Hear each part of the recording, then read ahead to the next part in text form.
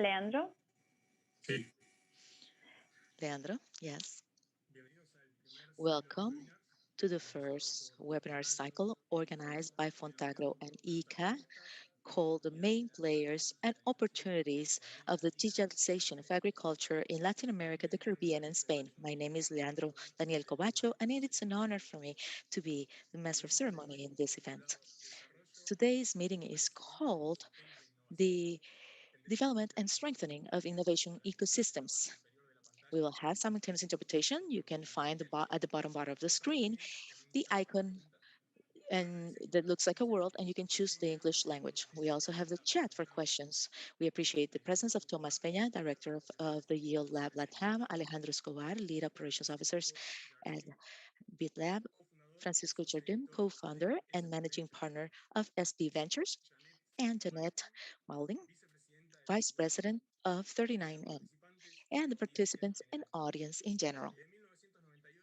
Since 1998, Fontagro has financed 167 regional technical cooperation projects, benefiting farmers, scientists, and other stakeholders in Latin America, the Caribbean, and Spain. The Inter-American Institute for Cooperation on Agriculture, ICA, is a specialized agricultural agency of the Inter-American system that supports the efforts of the member states to achieve agricultural development and rural well-being. I'll give the floor to Eugenia Saini, Executive Secretary of Fontagro, and Federico Bert, Senior Consultant of ICA, who will be the moderators of this event. Thank you, Leandro. Welcome, everyone. We are really excited on having you in this seminar. Um, we think, together with ICA, with my friend Federico, that we really have the need to have a very good discussion about what is going on with the digital agriculture and all the new developments and what is happening in the countries and in the research national organizations or in the companies. So for us, it's really important to promote this space as an open space where I want to invite other actors, companies, public sector, scientists to have this kind of discussion for 45 minutes and exchange ideas and try to make a community where we can understand the main changes and also what other things we have to do in order to promote these ecosystems. So welcome everyone. I hope you enjoy, and I would like to send the floor to Federico.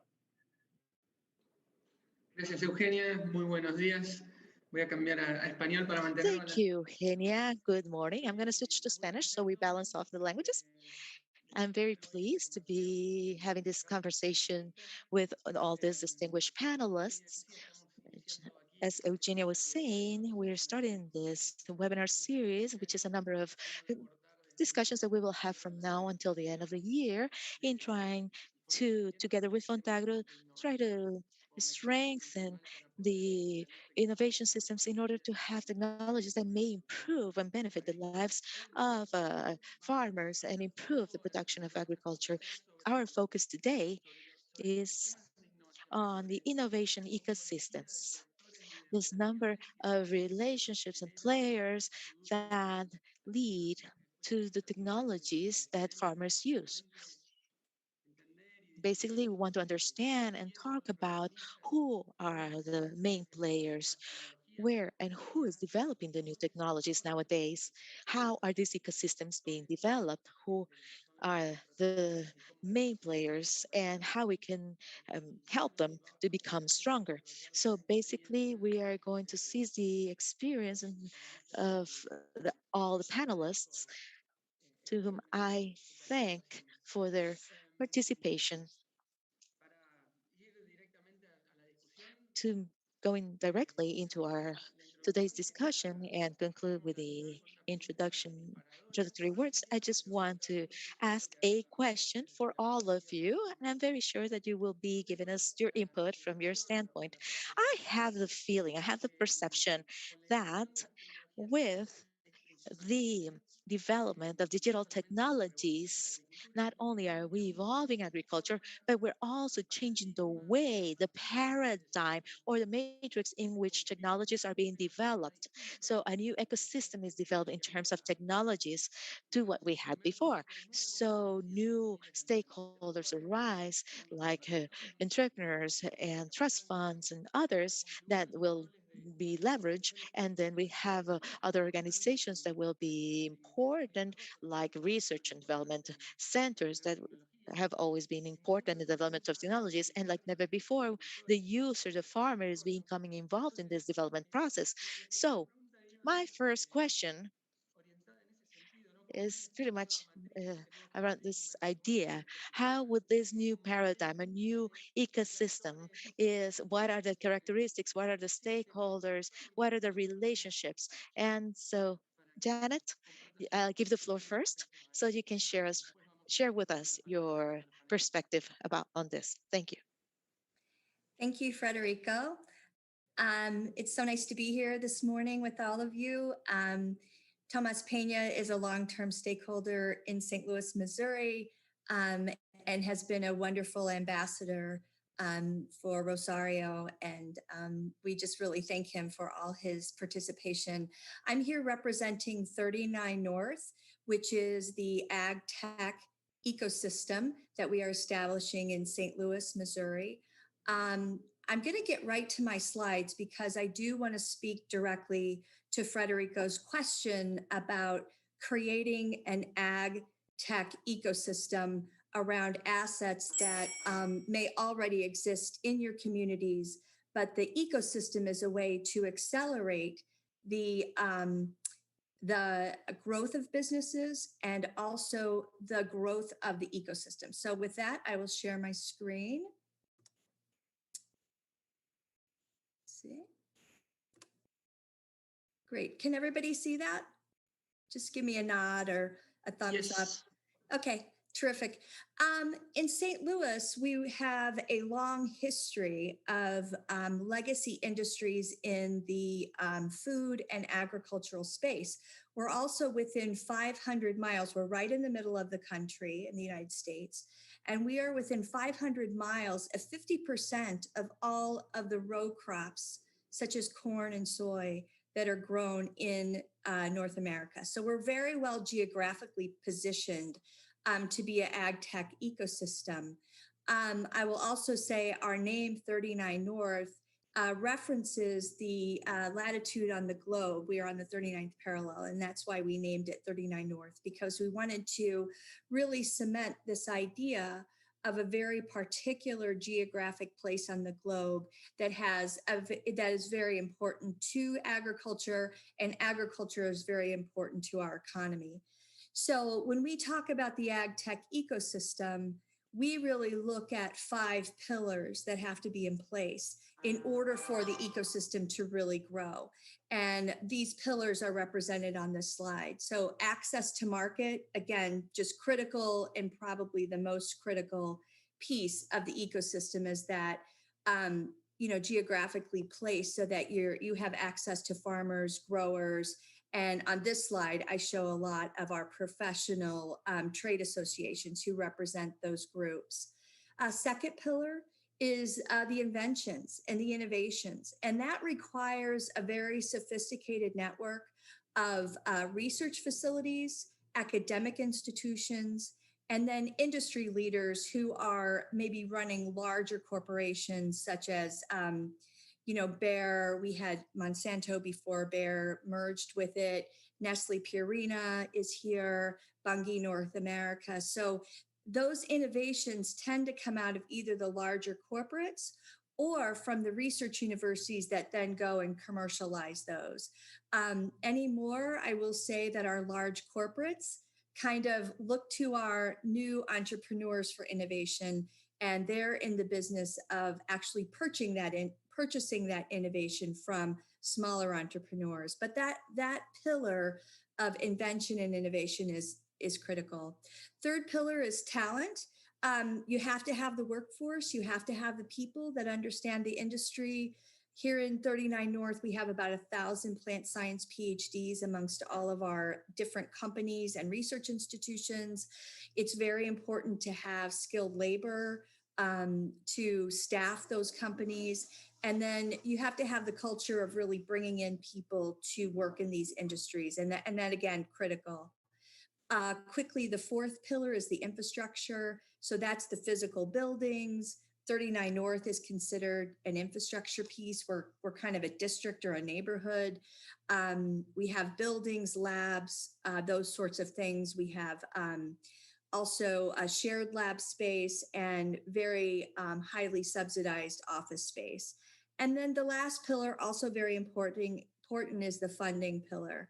And that's where we're able to provide to entrepreneurs venture capital, connect them with venture capitalists, connect them with accelerators like the Yield Lab, and those sorts of capital needs. So when I talk about the Ag Tech Innovation System in St. Louis, I'm really talking about a methodology that uses these 5 pillars. So that's sort of an introduction to what we're doing in St. Louis and how we're building it. And I'll kick it back to Federico if he'd like to move on from this, or if you want me to talk a bit more about it. Thank you very much, Janet. Paramos aquí, si te parece. So if you want, we can stop here. And now we can give the floor to Alejandro so he can tell us from his perspective, from the perspective of IDB Lab, how he Federico, sees the estabas en functioning of mute. these new ecosystems. Federico, can you hear me? Sí, se escucha. Yes, we can hear you. Go ahead, Alejandro. Thank you. And thank you to ICA Fontagro for their invitation. The speaker is cutting off. The interpreter apologizes. It is a great honor to be able to participate with all of you. You always learn new things at these webinars, new important things. So I believe that with Janet's introduction, I would say that I think that where the bank works and where we have initiatives in between the IDB Lab is missing some of these things. And so there are also opportunities. And based on the pillars that she presented as areas where you need to do the right leveraging, I know very few places that actually compile all the different elements that Janet mentioned. In Central America, we have some research institutes in each country, but sometimes they have been located geographically close to the natural areas, to the production areas, but far away from urban areas, far away from companies. And there are other elements that also have to do with the ecosystem that you were mentioning that might not be completely aligned as we wished. So, but it is what it is, as you say it in English. So then we can seize the opportunity and leverage those factors that are more at hand, that have a better chance to create a traction for agriculture. And so we also need to understand that agriculture takes different shapes and with different levels of importance in each country. Like Honduras depends on agriculture for its income, for employment. It's a very important activity for the country. So the country strategic perspective is very important, and I think that's what we're still missing. We are still not coming up with all the different elements made up that this structure needs and attract investors also in the region. So looking at those pillars make me think that that's a key slide because it makes us think particularly of what's going on in the region, and that we need to focus in each one of those pillars and see what needs to be strengthened in each country. I was mentioning Honduras because I know about the Honduran Coffee Institute, ICAFE, and that is a very strong institute, just like Ana Cafe in Guatemala. And these are institutes that the government has supported, and they are close to the private sector as well. So these are examples in which the private and the government work hand in hand in trying to understand that innovation is very important for the coffee sector, like in the case of these two countries. And we also have innovation to tackle the challenges faced in coffee production and the new ways to produce. So I'm going to stop here so I can allow others to speak. Thank you very much, Alejandro. Very interesting because it's true, the setting might be different in different countries. And from your perspective, at least, it is not necessarily the case where all countries, as Janet was saying, that have the components for a good ecosystem. So this leads us to the next question. But before that, I wanted to ask Francisco if he could share his perspective regarding what we were discussing. View, we started doing venture capital in Brazil more than 10, 12 years ago in Latin America. And in the beginning, we started with a generalist focus, but very quickly we transitioned because we felt and we feel stronger than ever, and I'm sure Tommy agrees with me, that the ecosystem Janet just showed is very present and very vibrant in Latin America in certain of the geographies, right? And in Brazil and Argentina, I think we can say with more ownership in terms of propriety. We see outstanding universities, outstanding accelerators and incubators. We see fantastic entrepreneurial drives. I mean, we have some of the greatest entrepreneurs in the world come from Argentina and come from Brazil. And what has happened over the last 10 years is we've built a vibrant funding mechanism for early stage companies. Fantastic venture firms, great groups from international, such as the Yield Lab of Tommy setting up shop here, and local firms growing as well. So the dynamics of innovation and disruptive innovation, we see it very vibrant in Latin America across sectors, but in ag specifically, gaining a lot of speed and building a lot of great companies. What I think is particularly exciting about this time, and I think Tommy will agree, but it'll be great to hear his point, is we see some of the effects that I guess Moore's law and other aspects of radical innovation, which had disrupted other sectors, has finally arrived in ag and ag tech with a lot of vengeance. This means that innovation, and especially the deepest and the most disruptive innovation, is no longer happening in ag in the big companies, in the Bayers and these guys. They're not capable of the speed at which innovation demands these days. So what we see, at least in Brazil and Argentina and other countries in Latin America, is all the new innovations that are reaching the field, reaching agriculture, do not come from the big companies anymore. They're small companies backed by funds like Yield Lab, SP Ventures, that are bringing drones, computer vision, crop protection monitoring devices, among others, and biologics as well. So we had a radical shift from the third agricultural revolution of GMO and greens to the fourth. And the fourth is being spearheaded much the same way as innovation comes from Silicon Valley and Israel, which is small companies with a lot of risk appetite, with venture funding and tech intensive, tech heavy, right? And it's exciting. It's really, really exciting the way things are going. Gracias, Francisco. Interesantísimo. Thank you, Francisco. Without a doubt, very interesting to see how technological innovation is really affecting and being seen in all sectors of agriculture. And it's very interesting for me to see this idea that today, the people that can generate technology were not the ones that we considered that could do so in the past, and now they're doing it. So I think this is very interesting, and we're seeing leadership in protagonists or in actors that we didn't consider before. I would like to give the floor to Tommy to see whether he agrees or not. I wouldn't be surprised if he didn't agree on certain things, but you have the floor, Tommy. Go ahead. Thank you, everyone. Thank you, Janet, and thank you, Francisco. I of course, I agree totally with Janet, Francisco, and I'm super happy to be here. Thank you also, Fede and Eugenia, for the invitation. Uh, I agree. There's no doubt that this is a big change. I don't know if we call it the fourth revolution in terms of only technology, but also of listening to the voice of the customer, right? Connecting the agriculture to the full value chain and thinking about impact and sustainability.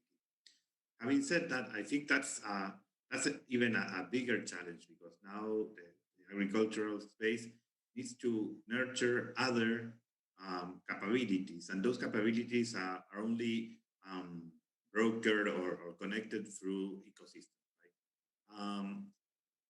Right? When we started the Yield Lab in Latam in 2015, 35 people from St. Louis took a plane and came to Buenos Aires and Rosario, and it was a very interesting week because we share with everybody the vision of St. Louis, and then the year after that Kieran Garland came on board and he did the same with at Washington University in Piracicaba, and 4 years later we're seeing a very strong ecosystem development not only in Piracicaba and Rosario but also Londrina, Uberlandia, Ribeirão Preto, Medellín, Rancagua, Pergamino, Tandil, Las Flores, Bragado, Dolores, Uruguay. People are starting to realize that there is a protocol.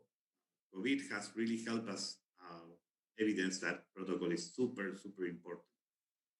And we're starting, as Federico said, a new paradigm, a new conversation. And markets are conversations, and the technology really enables that conversation in a different way. One of the most important conversations that we need to have is the tech side, right? And when I go to Brazil, I need to learn Portuguese, no? When you go to the tech world, you need to understand agile methodologies. And you need to understand that we don't know where we're going. We know that we're going somewhere different than where we started, but we need to go somewhere in a collaborative way. So a good PhD could be 10 times better than an MBA, if you want.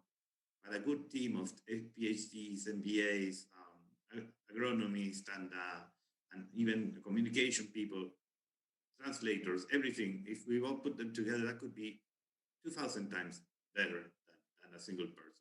So it's a new paradigm that really we need this collaboration. We need that understanding of the other person's view. And we need to get closer to the CPGs. I've been talking to very important agronomists, very important disruptors in the ag space that they say to me, what are you talking about CPGs? Well, CPGs are the people who put together your stuff and sell it to the world.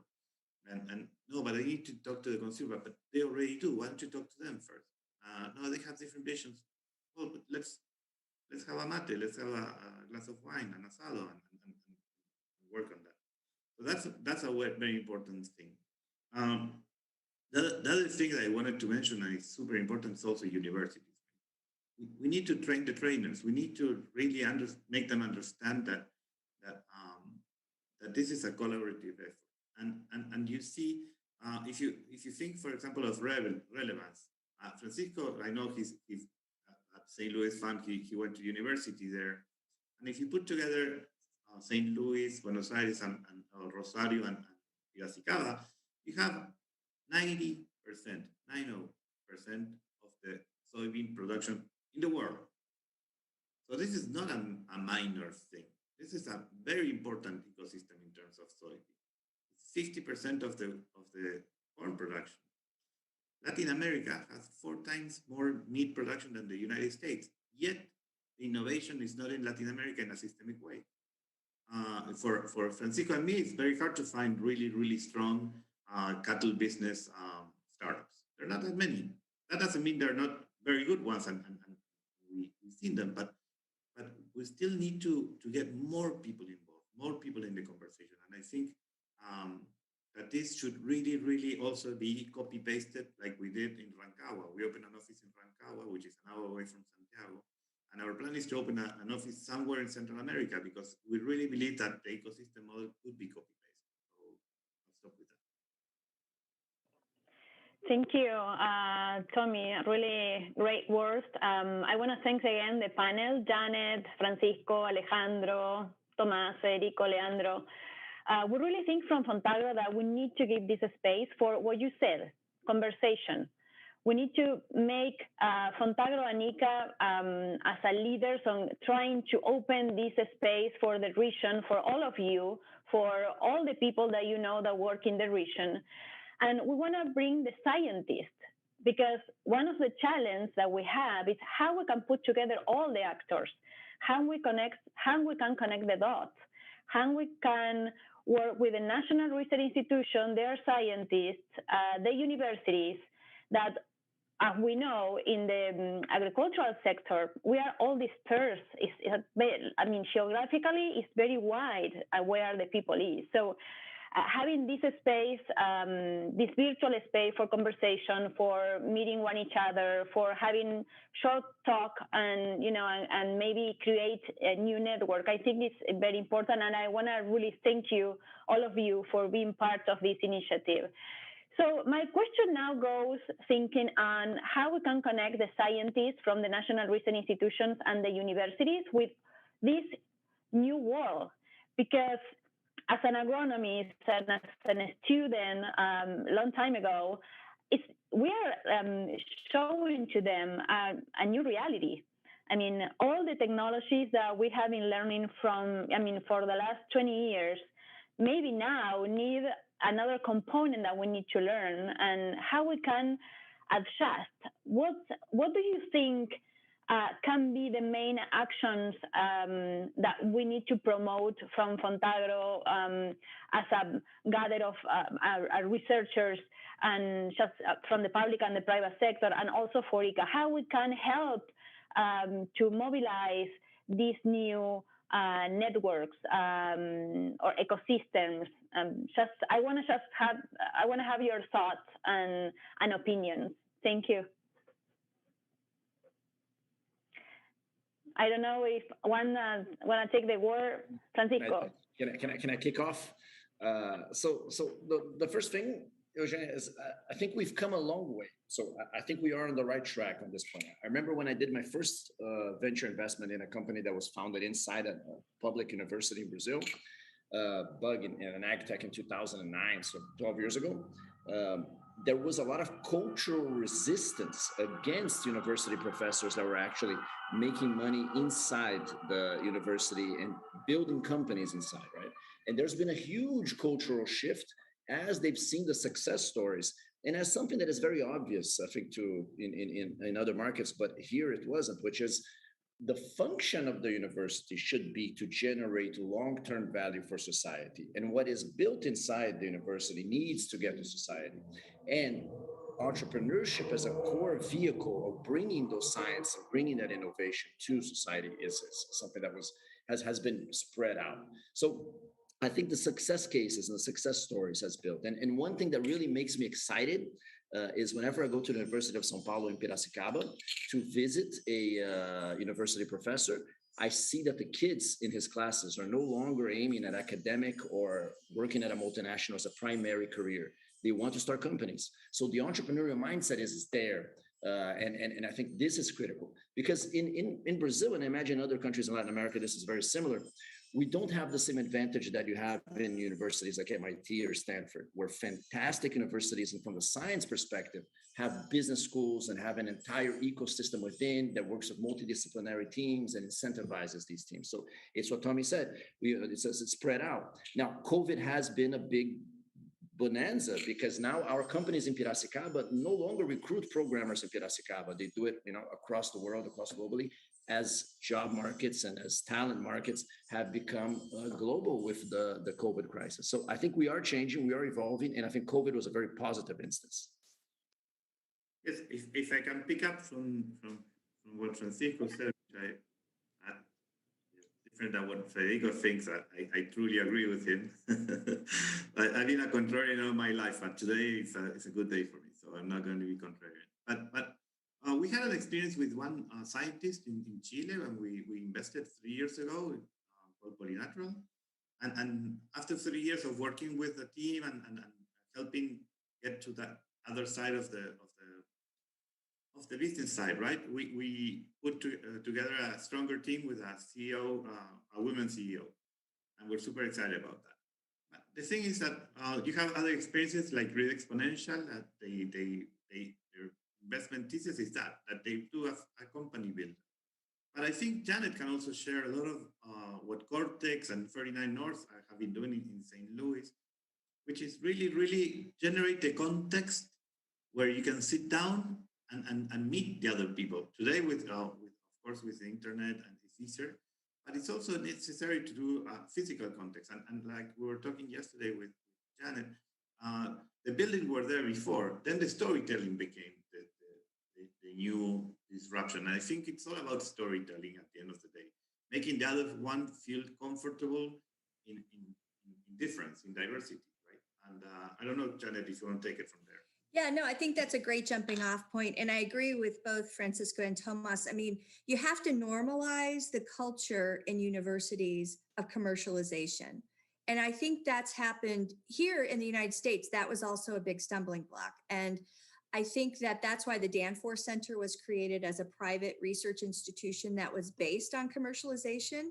But I think that ethos really has gone into the big university systems as well. They are now hiring, vice president level PhDs whose whole role is to scour the research within the university and vet it for commercialization. So those people become our connection in the ecosystem. They participate in, and again, we have about 3 ecosystems in St. Louis, one based on ag tech, 39 North, one based on life science and biohealth, which is really Cortex's role. And then we also have a geospatial location science ecosystem that's emerging that is just a great crossover ecosystem, because every single piece of technology, as you all know from your apps, et cetera, wants to use your location, right? So location services is one of those things that just cross-cuts every single cluster and industry.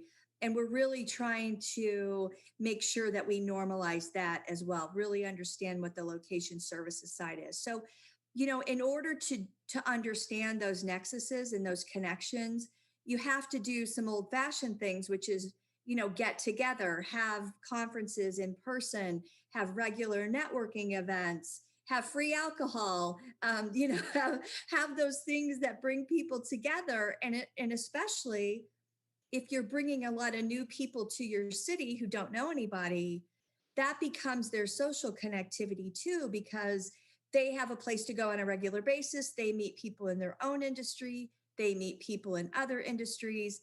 And it becomes the way that people also move around in jobs. They don't have to just stay in one job.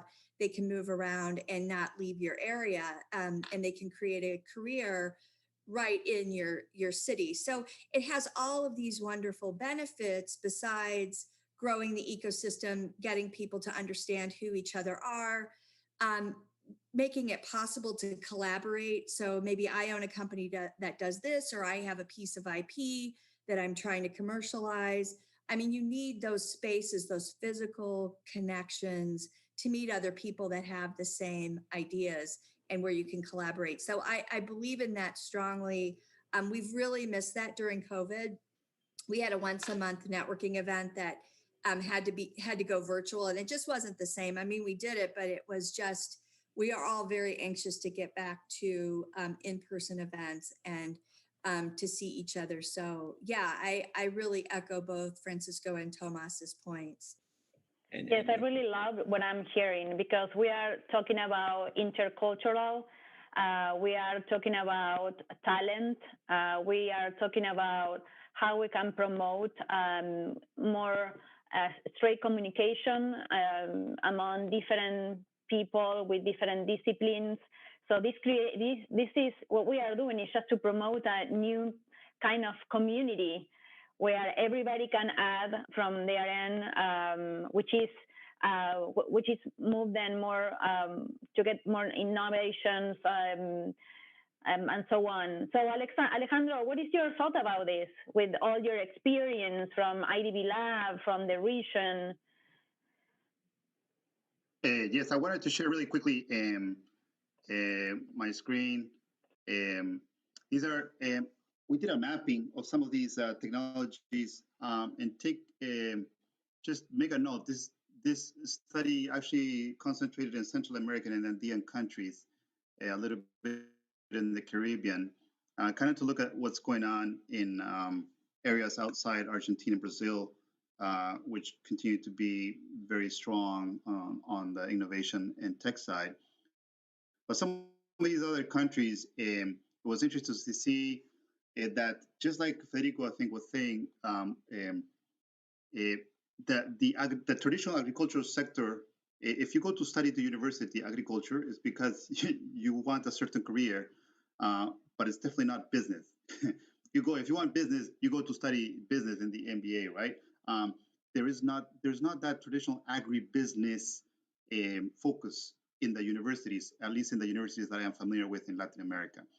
So some of these applications, some of the technology that we're seeing in the region is coming from the tech side, who is crossing over to the ag side. And so it's not people who are experts in ag, it's people who are experts in business and in solutions and in technology who are seeing an opportunity in ag. And I think that's an important thing to bring to the table because I think that schools and the universities need to pay attention to this. What is it that can they take advantage of these opportunities more so that these technologies can be better adapted.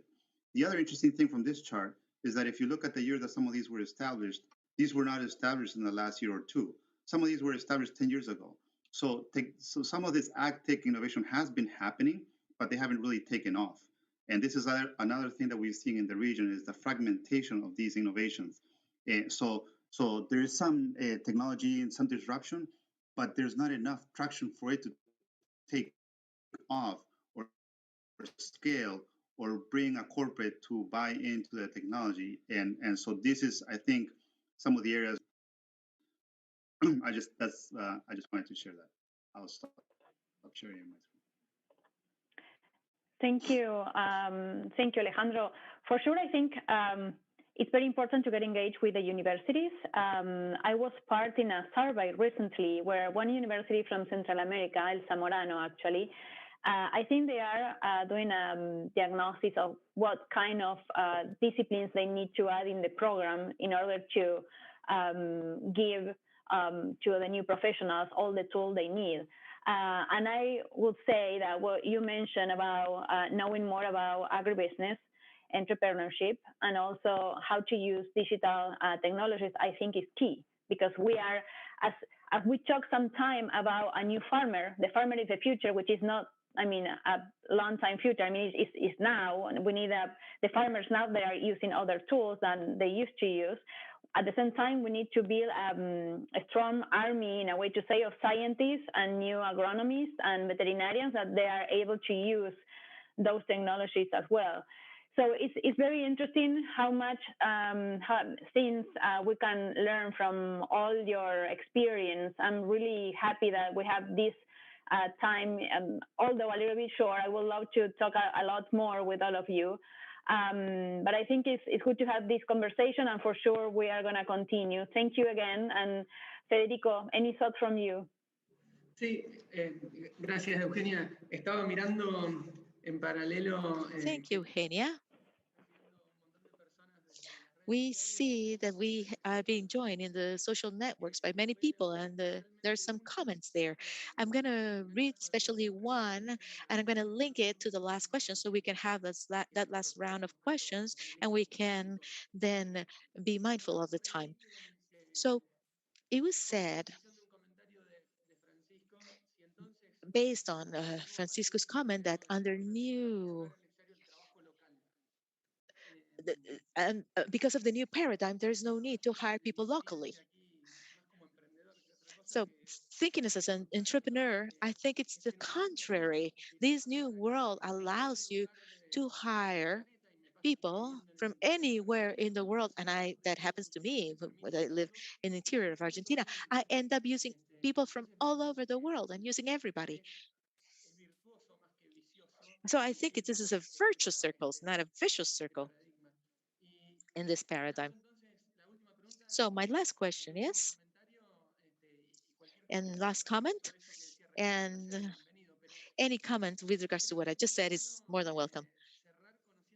So it would be nice to close by asking you about your recommendations and your thoughts on how to strengthen and the different innovation ecosystems that may exist in Latin America.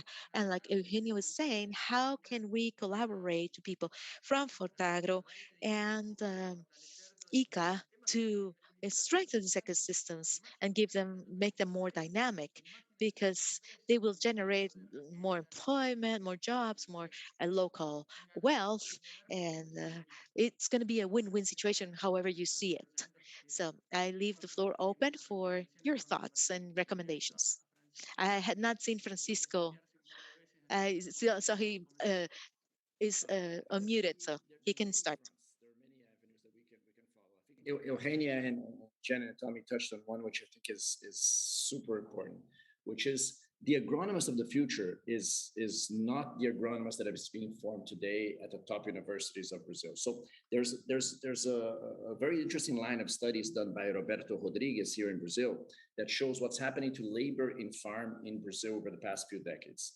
The amount of people working is falling, but salaries are growing. And if you look at what's happening, it's because agriculture is becoming much more technological, more value added. So when I see students graduating from Brazil's top university in agronomy, University of São Paulo, Piracicaba, and they do not know how to code, for me, it's insane. So we need to get more multidisciplinary education for our agronomists, because the future of ag is going to be very different. It already is very different than what universities are being able to prep. So if we can have a concerted effort, sponsored by ICA, among the universities, the top leading agricultural universities in the continent, to rethink what are the skills that are needed today, what are the skills these kids are learning, and the huge mismatch that's happening. Because this will lead to not only lower productivity in the field, but higher unemployment, and it'll be very difficult to compete in a global agriculture economy if we don't have the right skill sets. Right. I'll just hop in. I think what we've learned over the last 5 years anyway, if not the last 20, is you just have to connect in every single way. If that's virtual, if that's in real time, if that's face to face, but it's the constant sort of culture change of, as Francisco said, things are changing so quickly. And if the culture and the ethos can change, that, you know, the industry is just in a constant evolution, and the people that are working in it understand that. And if that means needing to take an extra class, or needing to understand this industry, or needing to understand a different cluster like location services to do your job better, that is a supported thing, that we don't stay in our silos, but we connect as much as we can. I think that really is the future of this sector. If I can go, I think one of the most important things, I agree again with Janet and Chico. One of the most important things is that the past doesn't define your future, right? And this is a change of paradigm. This is a change of paradigm. This is a one-off kind of situation that's changing the world that happened in the last 2 years. So whatever happened in the past, it doesn't mean that's going to happen in the future. I was talking to a corporate player that they were talking about startups trying to get a $20,000 ticket and then move on and do the next thing. And it's like, startups are not selling $20,000 tickets. They're having sales for $1 million, $2 million. So it's a totally different world. And we came in from a trial and error era. I mean, we've been with Francisco for many years, trying and erroring. And then it happens. I mean, suddenly the music starts to flow. And like Eugenia, I mean, people were playing different tunes with different instruments. And now there's one tune, and that tune is sounding better and better and better and faster and faster and faster, and changing all the time. So don't look to the back. Don't hold to your pole. I mean, the world is changing. Let go. Learn new things. Listen. Learn. Express your fears. This could be a better place, but you have to learn your Portuguese, your coding, your agile methodologies. And also, it's super important that everybody asks what they need, because if we don't talk to each other, if we don't really say, I need this help. For example, we can match Instituto Balseiro, San Jose dos Campos, and St. Louis only for the Geospatial Agency. That was unthinkable of 20 years ago. Today, you can do a WhatsApp group with someone in San Jose dos Campos, in Instituto Balseiro in St. Louis, and you don't even know what's happening. So the radar is totally broken. So please let go of the past and really connect with the future, because it could be really beautiful. Thank you. Alejandro, what do you think? Yeah. No, the question that you posed, Eugenia, is the $1 million question, no? Because as a development bank, we try to support initiatives, pilots, and in a certain way, sometimes we tend to support the win. Tomas say that they're looking to open or branch out to Central America. Support. You take something that's already working from here, and you take it to a different context. Now, obviously, Central America is much more complicated, perhaps different scenario than Sao Paulo or Rio, and but at the same time, there are things that can definitely be transferred and learned, and the things that have been happening. So, to a certain extent, it is hard to see where exactly we can work.